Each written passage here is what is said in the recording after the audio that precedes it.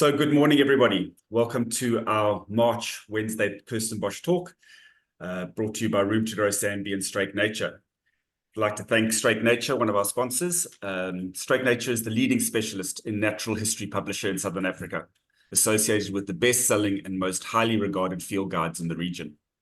Straight Nature publishes full-color illustrated books across a variety of subject areas, including birds, mammals, reptiles, trees and flowers, as well as the marine environment, geology, astronomy, and general wildlife, and of course, children's nature. And then from RoomToGrow, my name's Brett, I'm the owner of RoomToGrow, where we've been designing and creating outdoor living spaces in and around Cape Town since 2002, and we offer a complete suite of landscape design, construction, and associated exterior design elements to our residential and commercial and retail clients. And you can find out more about us at roomtogrow.co.za or follow us on our socials. And then it's a great privilege and pleasure to introduce Geoff Nichols today. He's a well-known horticulturalist and natural historian, and is the author of a number of books, including Growing Rare Plants. He has been photographing plants for over 40 years and has been one of the principal contributors to the Flora Publications Trust Field Guides. Geoff started the first medicinal plant nursery in Southern Africa, and was part of the team which set up the iconic Durban Metropolitan Open Space System. Geoff has been recognized with many awards for his knowledge of plants and the natural world, including the Botanical Society of South Africa's Marloth Medal in 2015. I'm really excited and looking forward to this talk. And as usual, we will have a Q&A session at the end, and you are welcome to put your questions into the Q&A box during the talk, and we will get to those after the talk. So Geoff, over to you. Thank you. Thanks, Brett. Okay, good morning to everybody, and a very exciting day, fractionally nervous, but quite fun. And I thought I'd show you where I live. First is down at a place called Sadestrand, which is just to the west of Cape Agulhas on the southernmost tip. And I show you a couple of things. The picture was taken a while back of a little freshwater creek or seep that comes out and into the ocean. And these night herons, the black-crowned night herons, they feed there at night. And then during the day, they come back to roost in the trees in the village. So that's every morning and every evening they go through just after sunset. And then the thing that's starting to flower now is our little red haimanthus coccineus, and it's really very pretty down at Cape Agulhas, and those are the first two flowers this season. And the little village behind is Cape Agulhas, and we're about 6 kilometers to the west of that. And then in my shade house, I have this Gladiolus cruentus in flower at the moment, and I thought it was a good day to show it because that's a Natal plant, grows just inland of Durban, very, very localized. And I managed to get some seed before I came down here from Natal. I was originally in Natal for most of my working life, and then decided to retire down here. And we moved here 5 years ago. This is our book. That's been a long gestation. If you look at my hair, you see it's quite grey. And I'll show you at the end, when we started, picked our 12-year journey, how the hair has changed. So that's what a book does to you. It weighs 3 bloody kilograms, and it's been very exciting doing it. Anyway, that's all the people, or not all, that's some of the people that played a major role in this book. And here's the titles of all the chapters. So we've done bulbs, and we've broken it down into the winter growing bulbs and the summer growing and the evergreen bulbs. And then the fynbos is another section. You'll see those people later. Orchids is fairly small. Orchids is a very specialized thing, and we haven't put them into the book in any big number. We've only put the ones that are commonly in cultivation, purely because they're quite scarce in the field, and people are great kleptomaniacs when it comes to orchids, and they scale everything. So we haven't advertised that in a big way. Perennials and annuals, they're common. a lot of linders and the Highveld people up in thing, they grow perennials and annuals. The succulents is down in the Southern Cape, Worcester Botanic Gardens. There are many, many succulent nurseries, too many to name. Trees is those three guys in one slide, Simon, Doug, and Chubby. Palms and cycads are also quite small. Palms is only 5 in South Africa, so we did the whole lot. And then cycads, we've stuck to the very common ones that are easily got from seed, and you see them all over the place in nurseries. Shrubs and small trees, climbers and creepers, wetland and aquatic plants, grasses and ferns. And grasses again, thanks to Johan and Ivan. Ferns was Chris Rue. He's gone now, but he taught me at Kirstenbosch quite a lot about ferns, and we remained friends and used to go looking for things. And of course, John Burroughs, who didn't do much in this book, but he's been around. The introduction page is the sort of size, and I'm looking at it on my screen and it's natural size, so it's quite interesting. It's a big book and it's 616 pages. And there you are. There's I took 2,000, I'm getting like Mr. Zuma, 2,325 plants, a total of 3,400 odd. And the other photographers did 1,088. The chapters are divided on the spine or on the outside of the pages in different colors, so you can see where they are in the book. And it works very nicely. It's done very well, and there's an ebook as well coming out, so I'm not sure when that will be out, but it'll be very useful to have that in the field, because this book is not a field guide. The Indigenous Gardens, there's a section, a whole bunch of introductory sections here, all this section here, and this Indigenous Gardens, lots and lots of pictures.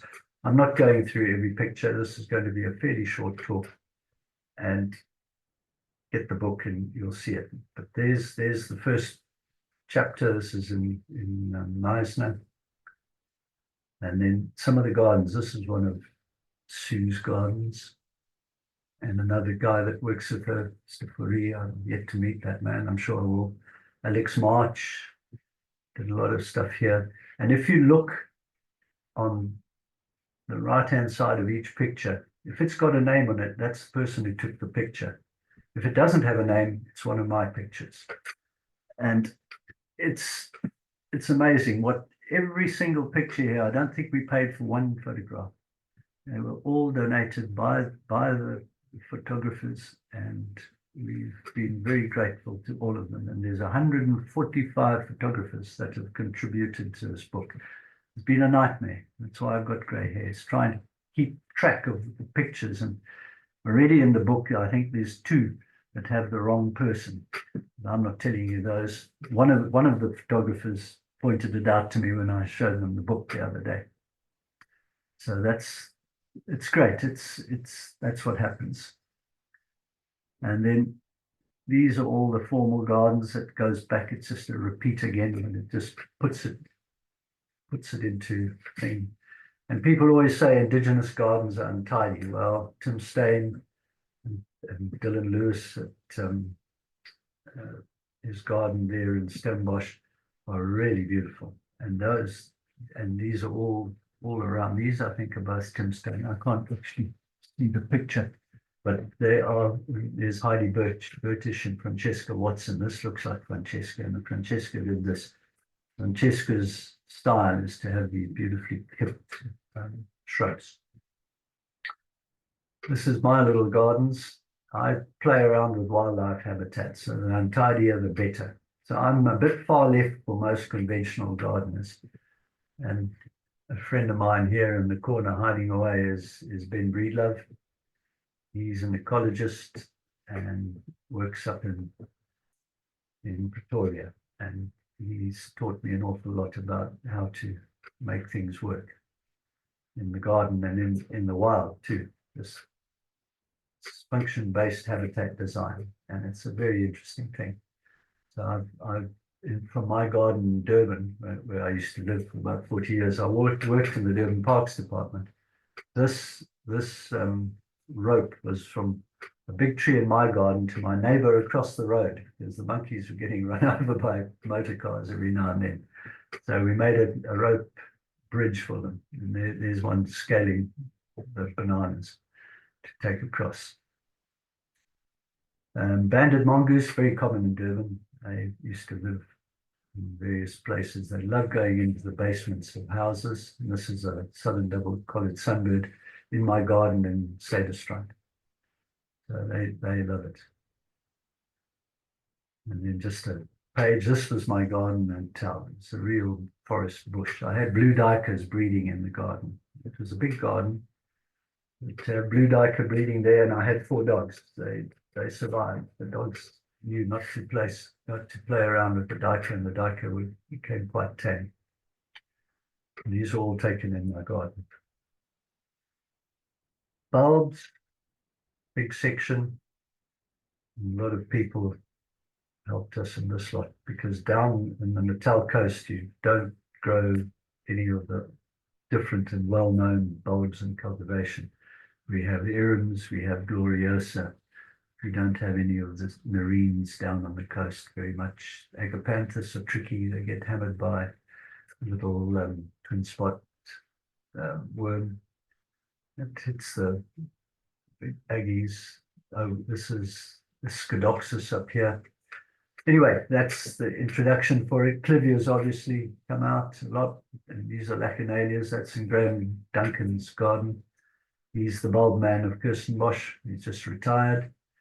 James Hitchmo, this is in London. It was a bank outside the entrance to the Olympic Games. And every plant in there is indigenous. It's amazing. And I'm talking about indigenous to South Africa, not to Britain. He spent a lot of time out here collecting and observing these plants. And he worked with Rod and Rachel Saunders quite a lot. And between them, they managed to get enough seed and plants to put that thing together. It took them a long time. These are one of Andy DeVet's hybrids. I'm not going to name them all. This one, okay, it's Bingo Blue. And this is Nareen up in the Berg, taken by Alex. And every picture here has a story. And it's amazing. It takes me hours to look through this book. This is Emery Otto. She lent me that photograph. Thank you.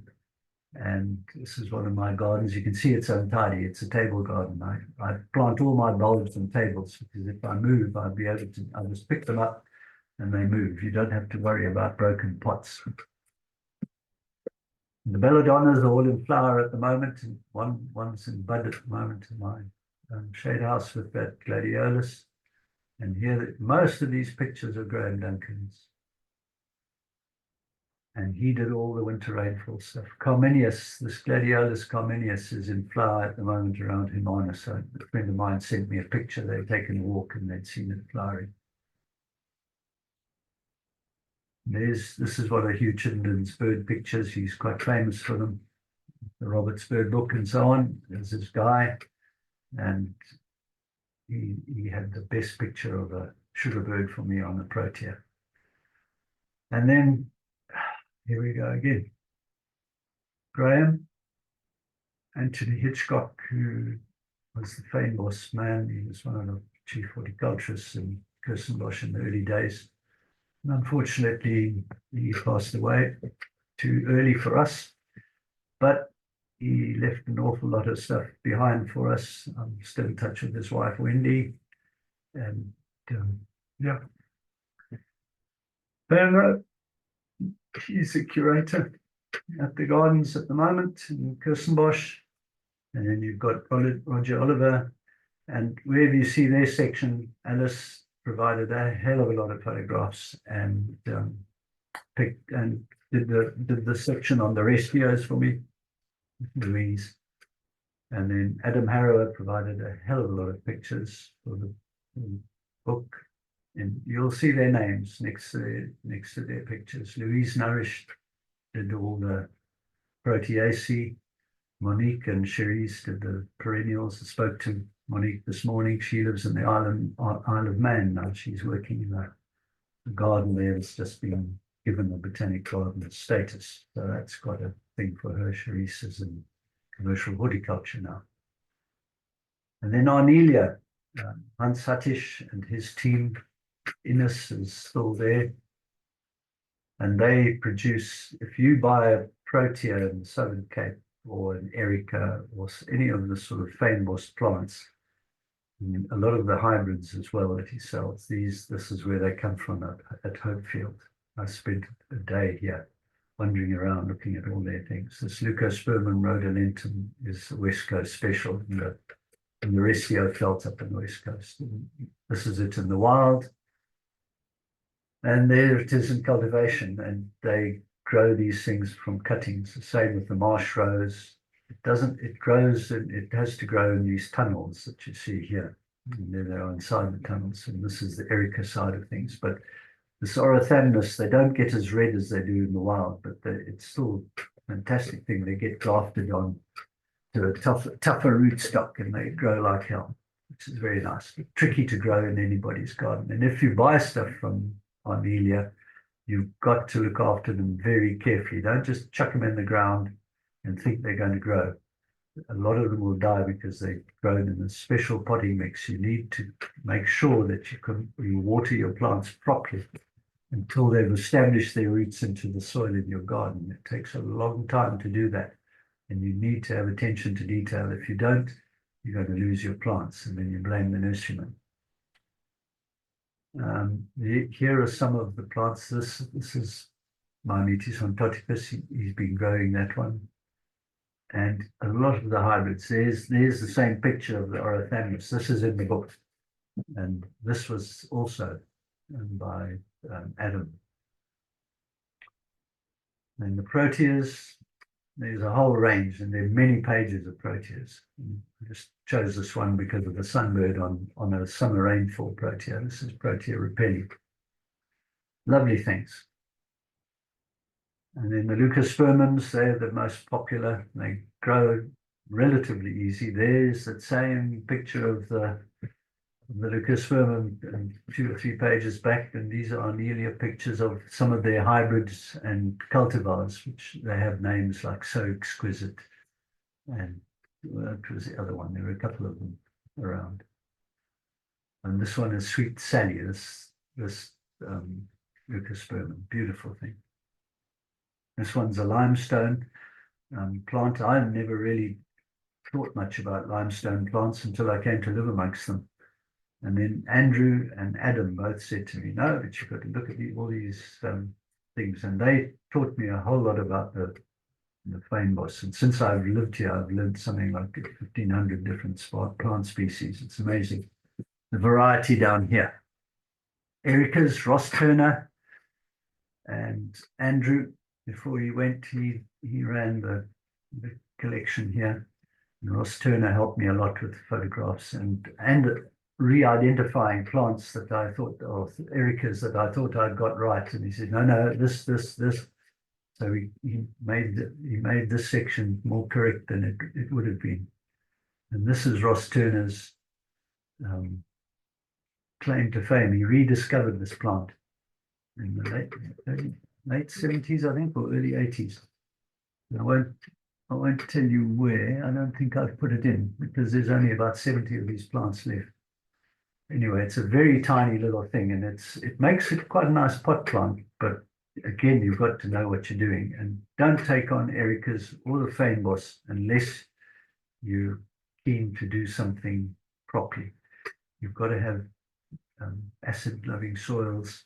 And then the limestone ones, they need alkaline soil. So it's a whole different range of things. And I always say, love the one you're with. In other words, if you live in the limestone, grow the limestone plants. If you live in the acid, in the higher, cooler mountains, Ericas tend to generally, the pretty ones, tend to be up in the mountains. So grow them if you live up here on these peaks up here. And if you don't try, because you're going to kill them off essentially. And some are tougher than others. And I don't even try Ericas down here on the coast. It's too salty for them. Pelargoniums, Roger's had very nice collection at Kirstenbosch of different plants. And then this is a Natal one, Baukerai, which was on that same cliff where those Cetanthus falcatus were, where Alex March was sitting. And that was the find of the day for me. I'd never seen this thing in flower, so the picture had to come in. And it's not that difficult to grow, but you've got to be inland. Many of these plants do better in the temperate climate. In fact, a lot of plants I brought from Natal that did okay are doing beautifully here in a little shade house that I have. They grow an awful lot better than where they did on the coast. You've got to have this sort of temperate climate where you get a real cold in winter or summer, depending on where you are. Arestios, this was Alice, Adam again, helping to do all that lot. And I have to mention this. Please stop chopping your Arestios. It's like giving somebody a crew cut and then it doesn't grow back. And Arestios take a long time. Those green stems and leaves, it's a culm. It's not really a leaf. It acts as a leaf, and it does a beautiful job of making the plant look good and having this sort of statuesque look to it. And like these plants, you've got to have space to have this Elegia pensis growing. And these are big Elegia tictorums. They're the decrete that have been used for thatching.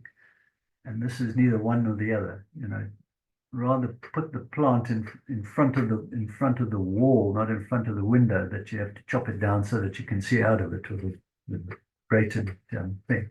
That's what a Restio needs to look like. That's the same species, growing as it should.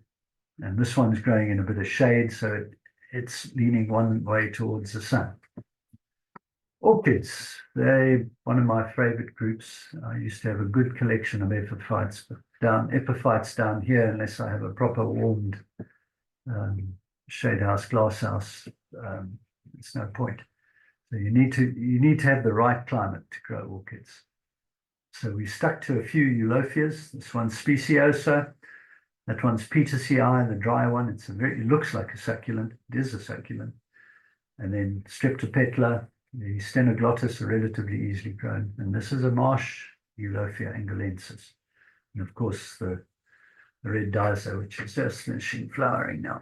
They're a wonderful bunch of plants, and Hildegard grows these things properly now and in cultivation. But you've got to have the right places to look after them. Don't just take one home and think you're going to have it as a pot plant. You'll kill it within a couple of weeks. Perennials, this is really a big section in the book. I think there's something like 400 species that we get dealt with here. And this is what a perennial bunch of perennial plants looks like on the page. And if you contrast this one with the formal gardens, there are the two ends of the spectrum, if you like, of having a sort of fluffy flower garden and a clipped, neat, formal garden. And you can have this as a formal garden too, but you've got to know your oats a bit. And yeah, that's all I'm going to say on that one. Succulents, another big section, and aloes, where it's under the succulent, it's its own section.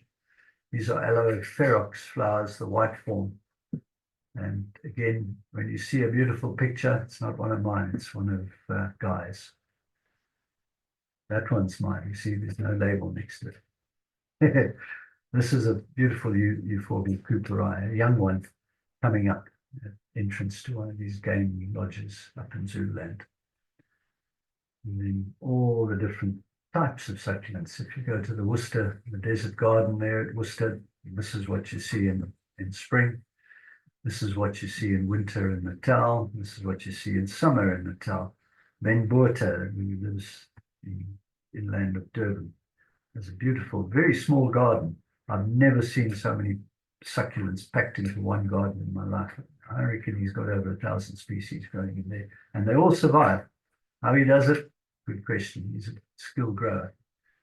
And then this was at Babylon Store. This is in a nursery down the south coast, Trafalgar Nursery. The Schaefers run this place, and boy, they grow these string of pearls or string of beads.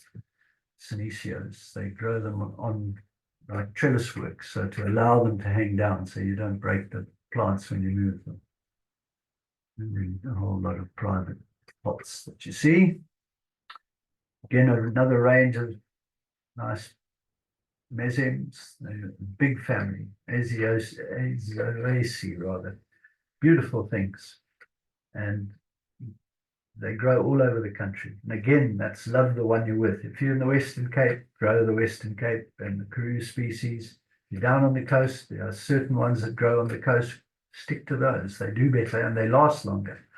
And if you're in Natal, you have another batch of delospermas and all sorts of things that grow. And the stapeliads are very nice. They're carrion flowers. They produce very exciting flowers, and there are many collections of these around. And yeah, take your pick. And they vary from Peru right through to the bushveld.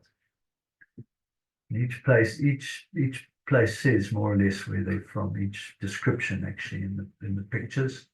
The aloes, the aloe arborescens, it's been hybridized, it's been used in the hybrids. And here's a page of aloe hybrids. These are natural hybrids that just happened. And Ben Buerta has a collection of them. These are mostly his pictures. Portulacaria, the speckworm. That's a common thing around the Karoo, but also in Natal on the cliffs.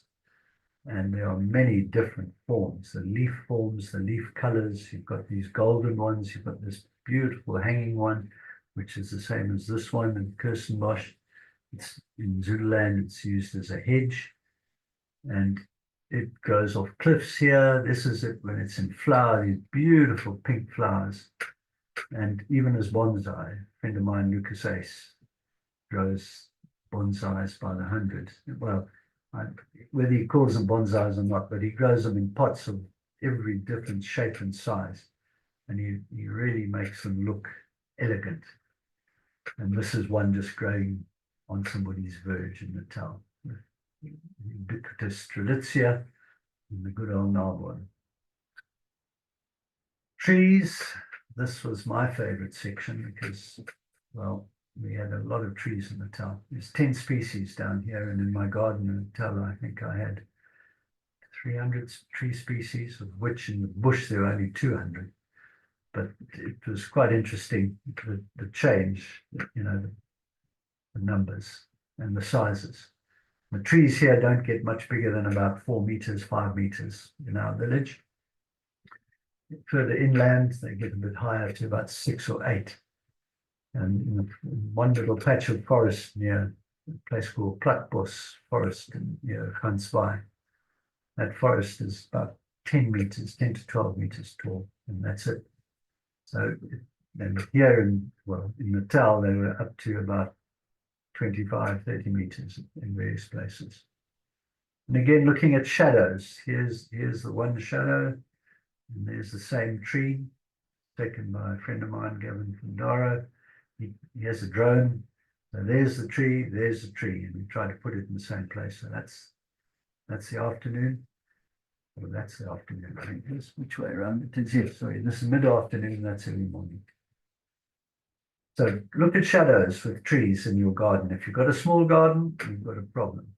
So you need to keep the sun in. Now, if you don't have enough photons, your plants don't do. And one of the things I often find in gardens is people plant the things that should be in the shade are in the full sun, and the things that should be in the sun are in the full shade.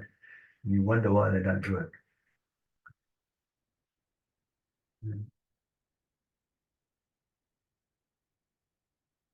Oh, that's an interesting one. Okay. And then here we've got the trees itself. Just a page of the trees. They just keep going, family by family by family. I'm not sure how many species we've got, but there are many. And the figs are a big group. That's the end of the fig line was through here. And then all these trees. And this is the big Syzygium. It's a forest Amdoni or forest waterberry. Beautiful thing. And that's a human standing here would get to about there. That's about 2 meters there. In Goya Forest in Natal. tree trunks. Guy takes lots of nice pictures. I've taken a few of them in here as well. And between us, we've made these things look pretty.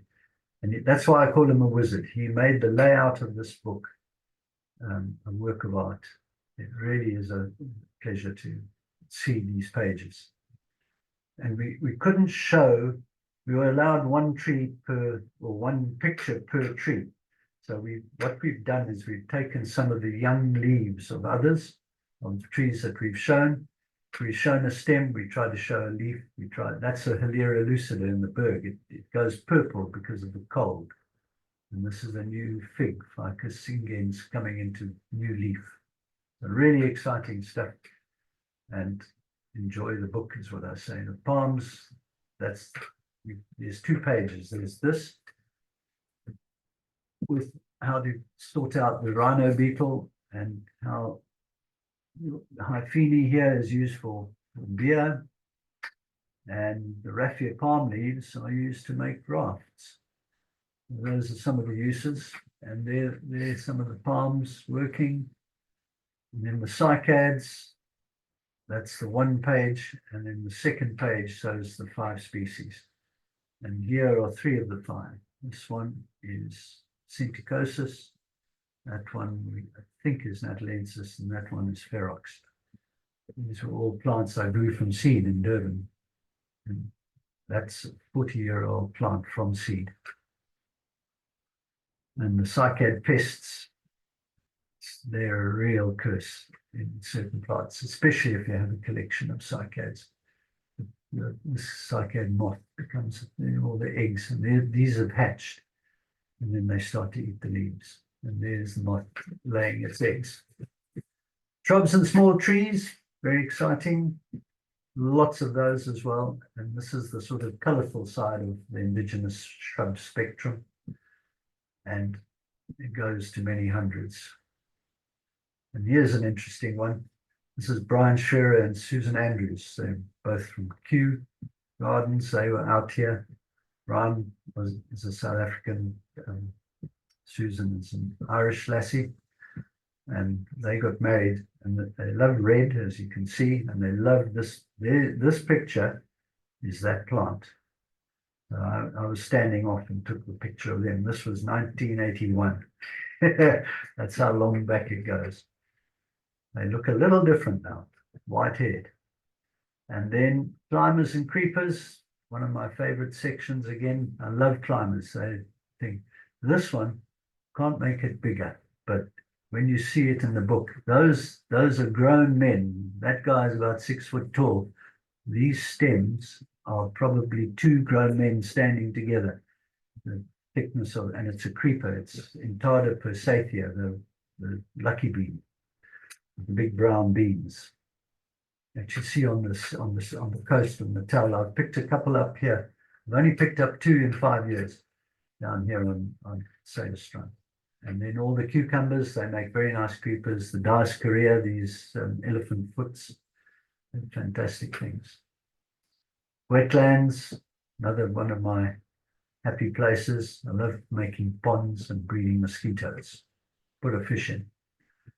And Gunnera, finally got a cutting from a friend of mine in Napier the other day. She grows it in a pond. Hello, Sarah. And then that's just different ponds. This one is at Babylon's Touring. This is at my front door. My dogs used to drink out of this, and I had guppies in here.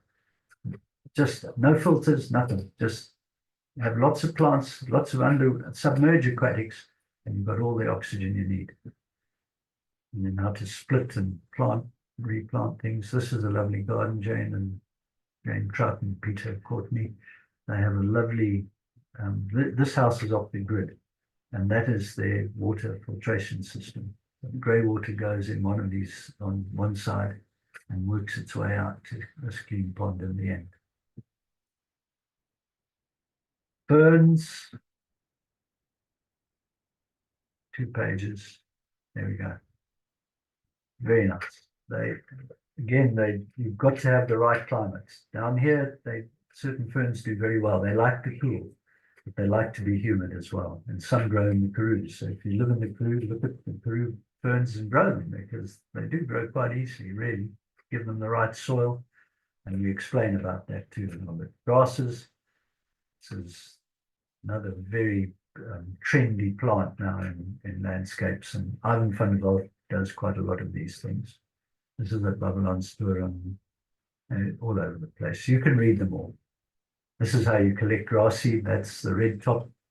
I used to harvest it with a sickle, and you lay it out on the bank to dry, and about 2 days later you pick it up and you beat the little tufts of thing onto a big tarpaulin, and you gather the seed and sow it when the right time is, the beginning of summer. Plant selector was a thing that Elsa and I, or Elsa more than me, spent an awful lot of time typing out all these bloody lists. You can't believe how many lists we had. And boy, it was fun putting this lot together. And a lot of it is species like cypress in wetlands. Don't worry about, if you see a cypress or a sedge growing in a wetland, pick it, grow it. And they work like hell. You don't need to take a big piece. And I've just dug out a whole bunch of cypress textilis in a garden, in a pond, because it just got too big. I've taken it all out and left a little piece now. And then this is the end. There we are. There's the picture. If you look at this grey head up here and you look at that grey head down there, you can see it's made us all grey. Even Elsa's got a bit of white now. And Andy, I haven't looked at you recently, but we'll have a good look one of these days. There we are. That's the Three Musketeers. And we're still friends today, believe it or not. We haven't managed to burn any bridges. So that's been the fun part of this whole thing, is having people that you can phone. Elsa and I talk at 4:30 or 5 in the morning. That's the best time, because other people are all asleep and we have a bit of peace and you can discuss all the problems. These were the two pillars. I call them wizards. Keith Stradon, who started a plant database with me way back. I have a feeling it was about 2002, 2004. I haven't actually got that date. And then Guy, he's another horticulturist who's done all sorts of interesting things, like breeding birds commercially, selling tropical fish or breeding them commercially, and now he's about to move away from us. But he's a very skilled horticulturist. I met him first with his friend, you'll see them later, Gareth and Hugh Chittenden, bird people. And Gareth's a nurseryman, and Guy is a damn good nurseryman. Between the two of them, they used to grow most of our Natal epiphytic orchids. And Guy taught me a lot of stuff about photography. He's a very expert photographer, and you'll see some of his pictures, especially in the introduction pages of the book. Then we've got a whole bunch of nurserymen. You've got Leonie Williams in Pretoria at Petal Fair Nursery. She sells both exotic and indigenous plants, but had some really interesting plants. And what Elsa and I did, and this is Elsa here on Leonie's left, and Elsa and I went to a lot of nurseries in the early years, certainly on the Highveld. I went down into the Cape, and I'll show you other people. But the four big nurseries at the time is Doug Cook. He was Amazulu Nursery. He lived at Eston, between Maritzburg and Durban. He now lives in George and does work in the George Botanic Gardens. With another friend of mine, Hildegard Kraus. And this man here is Chubby Bales, is his nickname. You can see he's quite a chubby fellow. And he has a very big nursery, growing mainly trees, but also all sorts of interesting things. Alex March grows a hell of a lot of different things. And there he is sitting at a location of Satanthus falcatus in full flower. And we had to do a little bit of rope climbing to get down onto that cliff ledge. That's the only reason those orchids survive there. And not orchids, those bulbs survive there. It's because nobody can get to them, and we don't tell anybody where they are. And then the final big nursery of Natal indigenous plants now is Simon and Audrey Woodley. They're down in Munster, and they have a huge array of plants. So between the three people on this right-hand side and this circle here, you could probably get somewhere in the order of 1,500 species. And to do any garden with 1,500 species, you've got to have a fairly big garden, and you've got to know what you're doing. These people did. The next lot is mainly in the Transvaal, but the bottom two is Mandy Fick and Gail Gray. Gail's at the Good Hope Nursery down near Cape Point, and Mandy is also in George, and she has the New Plant Nursery. Now, both of these nurseries are more or less closed, but they both still play around with plants. So if you're a real specialist and you know what you're looking for, I think if you phoned them or got hold of them, they'd probably know how to deal with you. I spoke to Ivan this morning to check that he was still going, and he says he can't keep up. I met him, he's up in Pretoria. He does beautiful, he's got a beautiful nursery growing a lot of grasses, but now a whole range of other indigenous grassland plants. There's a lot of rehab work and landscaping up there.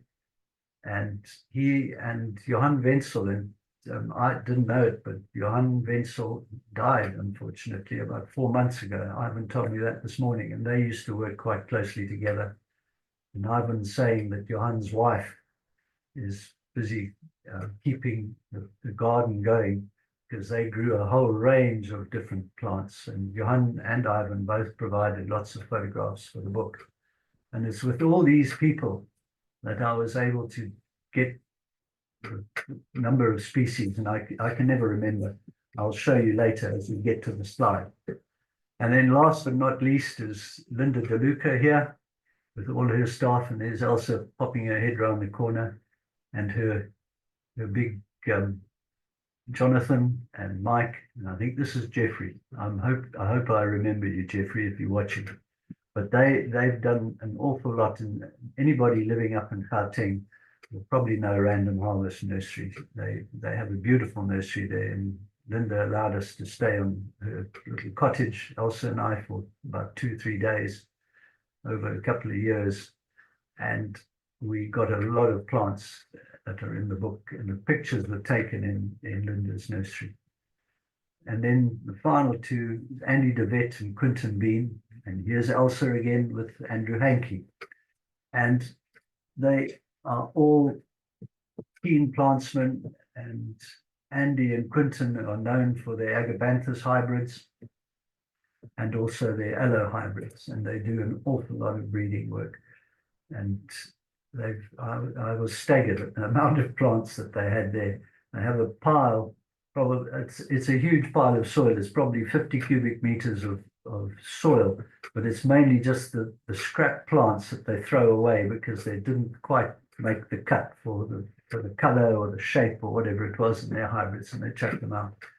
And that's how this whole hybridizing thing goes on for a long time. It's not an overnight story.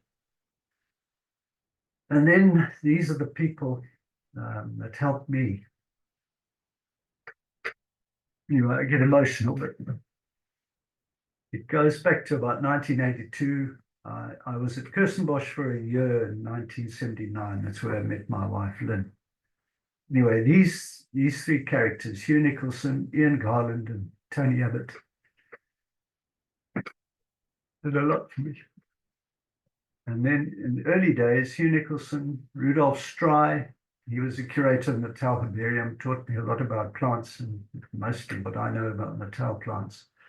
And Philip Clancy, he was the bird director at the museum. Brina Alcock and Dave Green. Dave's gone. If you see a cross next to the person, they're all passed on. And Prost Stele, this was him just before he died in 2015. And then Ernst, of course, and he's still around, and we're often in contact, and sent a message saying how he liked the books. It's very nice. And then Trevor Coleman, he was my mentor, who worked for 40 years. And then lastly is Hugh Chittenden and Gareth Chittenden. Gareth now runs the nursery in Ashawi, and he grows all sorts of funny things, but mainly vegetables and lots of flower plants for the industry. Dave Green was up in the inland areas when we did our early books, and the Barleria Greenie Eye, there's the man that found it. And Kevin Balquill and Mandy, they were big friends with. That's how I met all these people in the early days. And then in the Karoo, Sue Milton, she does some wonderful work in Prince Albert. And on the strength of a couple of phone calls, I'm yet to meet Sue. We know each other on the phone. But and Richard's gone, her husband. Her gardens are really nice. And this phone call that I gave her, I think it was about 2014, 2015, I said I'd like to do 50 Karoo plants. And she sent me the pictures of all these plants. And I remember the first pictures arrived with all the date stamps at the bottom of the picture in bright yellow.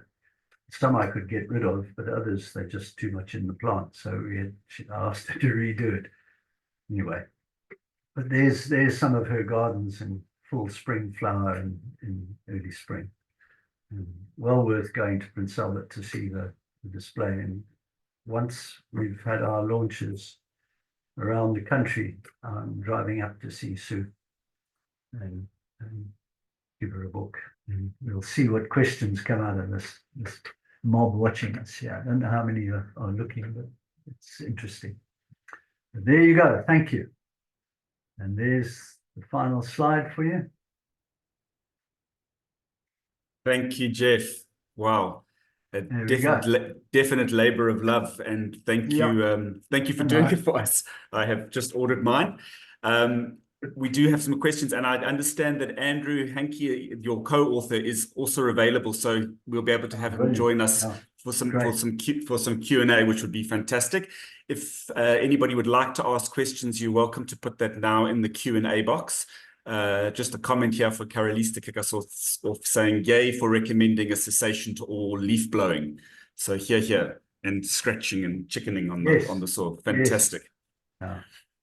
I've got a question here. Obviously, with water being a primary concern to a lot of regions and seasonality, are there any specific or particular plants that you would recommend that are drought tolerant, that are minimal sort of irrigation that could be used? I know it's sort of you've mentioned it a few times. It's specific to where you are, but in general, are there some that you would recommend for people? Yeah, there's probably. I think if you went through every nursery, general nursery, not some of the specialist nurseries that I've shown you, but the main nurseries that like in Bredasdorp, let me put that example. I went through there the other day, and I think they have just over 100 different species of plants. And the indigenous trees are the same old trees: Brachylena, Opophyllum, Eckerbergia, Celtis. Those are the top four. Oh, Trichelia, the Dregiana, and it grows very well in the Southern Cape. But we've got some far nicer trees in the Southern Cape to grow instead of the Natal trees, and it's purely because people don't know the plants. They haven't sort of done enough research, and hopefully this book now will give you a better idea of that. But you need to go and speak to experts, because many of the nurseries really don't have enough expertise, or the people that run them, and I say it with the utmost respect for them, because they're trying to make a living. And if you're starting, especially in a small town, you struggle. And then in the main big centers, you're getting very few are nurseries. They're actually plant depots, because they're buying the plants from the big growers, and the big growers are commercialized, and they pick the easy plants to grow, because those are the things that propagate quickly and they get turnover. It's all called cash flow. So, and here we go. It's Bauhinia galpani, Bauhinia tomentosa, Brachylena again. What's the other one? Oh, Plumbago, Techomeria, all the different color varieties. those are to me the sort of shrubby things that people grow.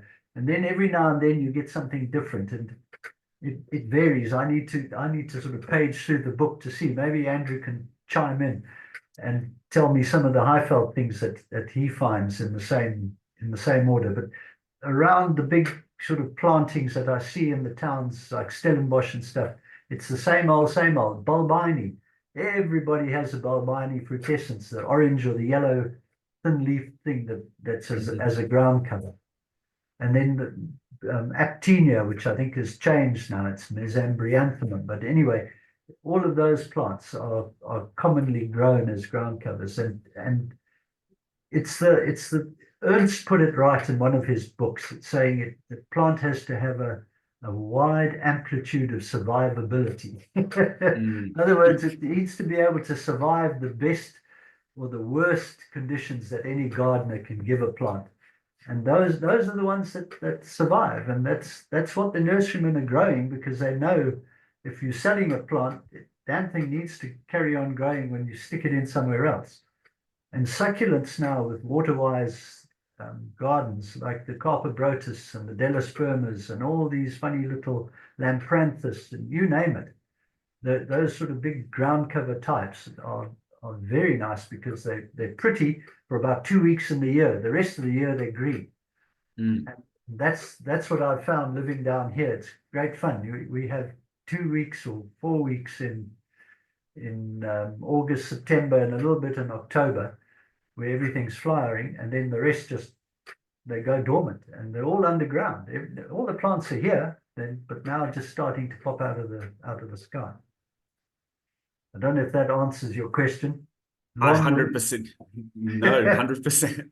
I think you've hit the nail on the head. There is the plants that are available are those that work. The nurserymen are producing plants that the nurseries that sell them need to have plants that are not going to be coming back and dying.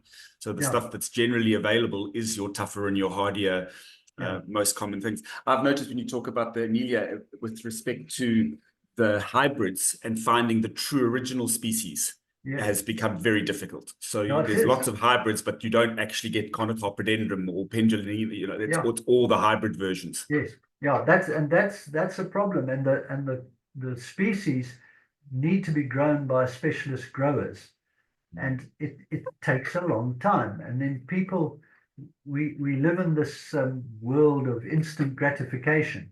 So you want to be able to say, oh, I've got a Leucospermum whatever, and you put it in the ground, but you don't realize it's taken damn nearly 7 years for that thing to be of a size that will survive in a garden. If it's only a couple of inches tall when you put it in the garden, either a francolin or a blooming porcupine will dig it up, or even the lawnmower will mow it down, or the best of the lot. That's why I love wild gardens. The best of the lot is strimmers, or brush cutters with these bloody bits of nylon cord all over the garden. It's really terrible.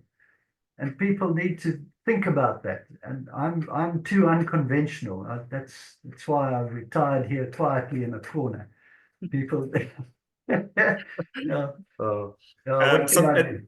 Exactly. An anonymous attendee has asked 2 questions that I'll just do them together. Was one, what happened to your beautiful KZN garden?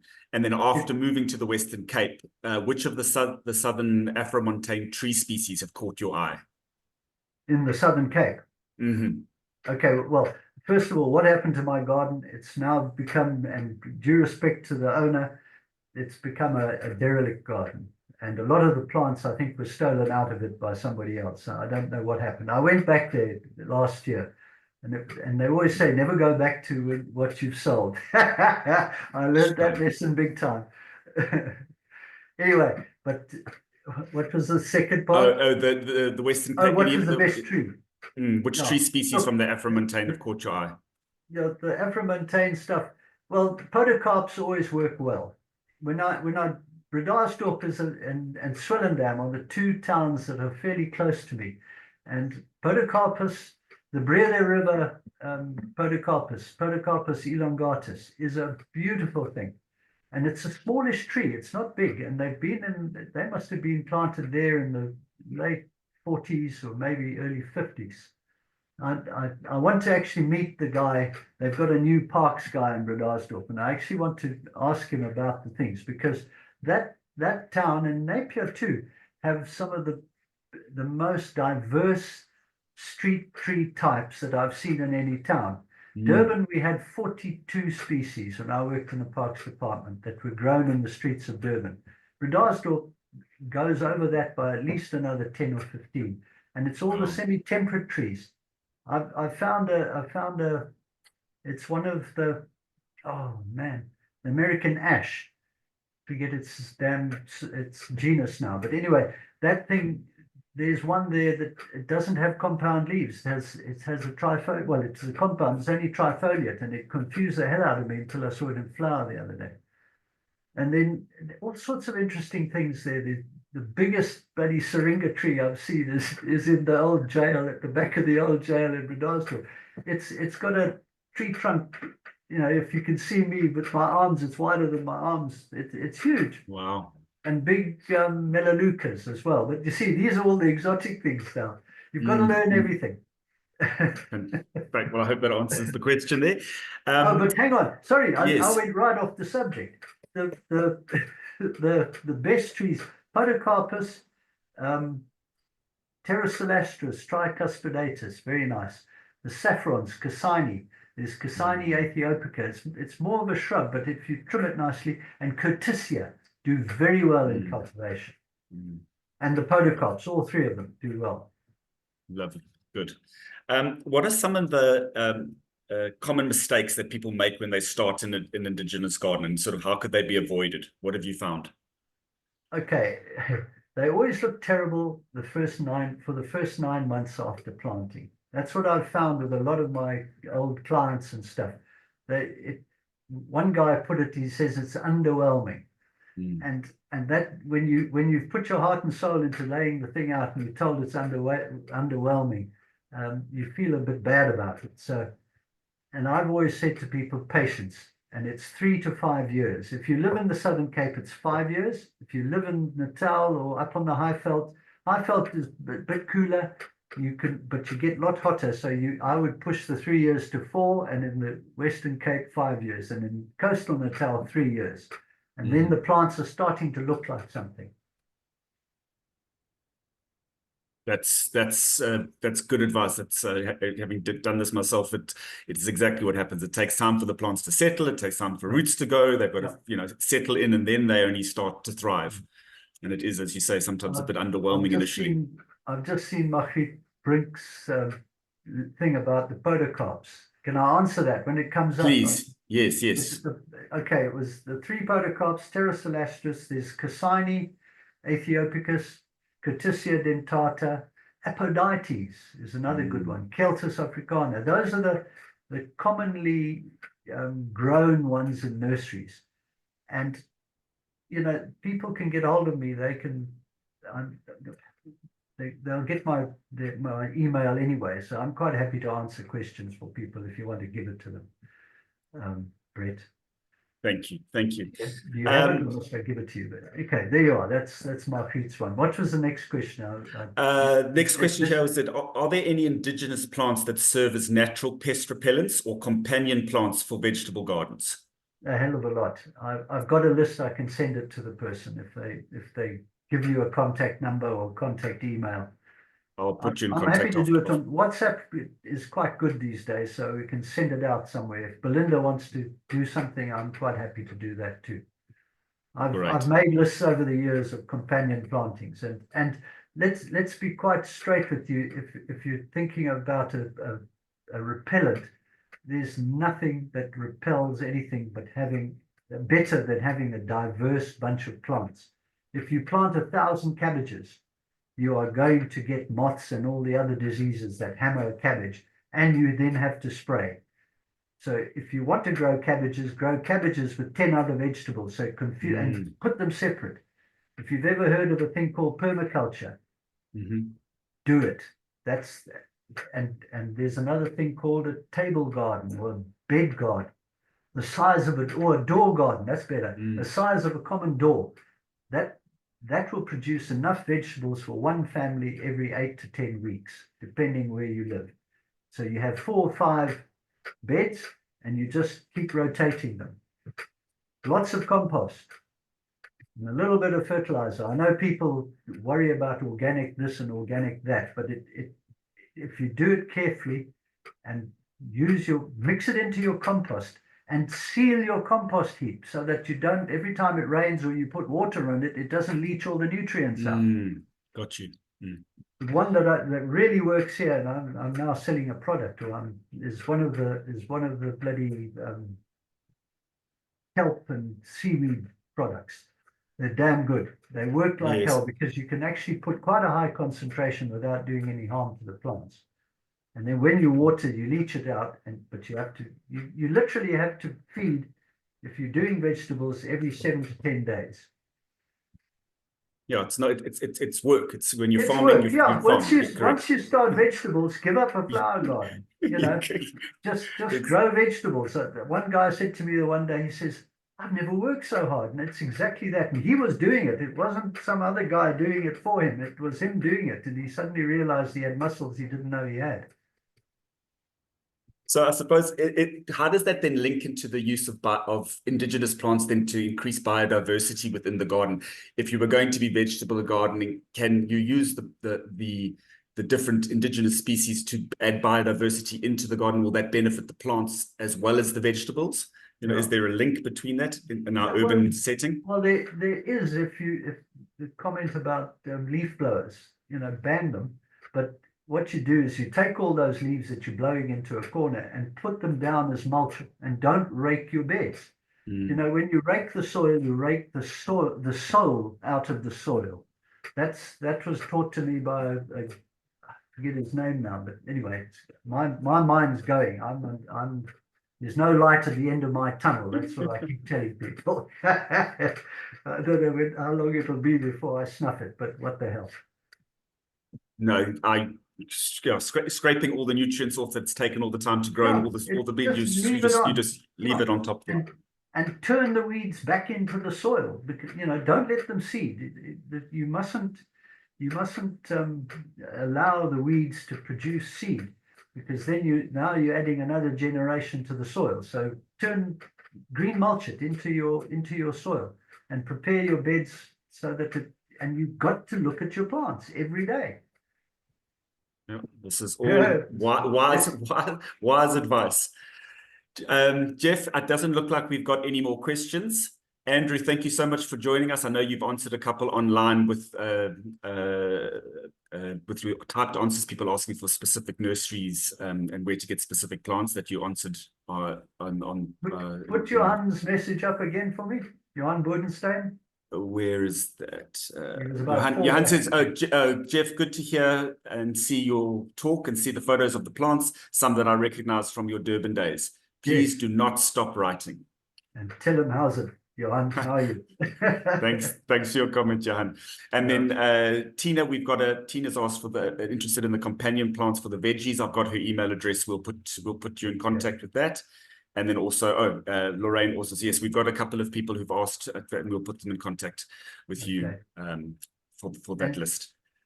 It was, it's okay. I'll find the stuff. Yeah. Great. Geoff, thank you so very much. Thank you for your passion. Thank you for the 12 years and of putting the book together, as well as all the years before that and the years to come. Yeah. And can I also say thank you to Elsa and Andrew again? Brings me to tears. Thank you. Of course, we recognize those who've done it. Thank you to Belinda behind the scenes for making this all run smoothly. Thank you to all of our guests for joining us. We look forward to seeing you in a month's time. A reminder, the book is on special this week. You can get it from the Kirstenbosch bookshop, or you can order it online. Geoff, thank you for talking to us. We hope to see you again. And everybody will see you in a month's time. Thank you. Bye-bye.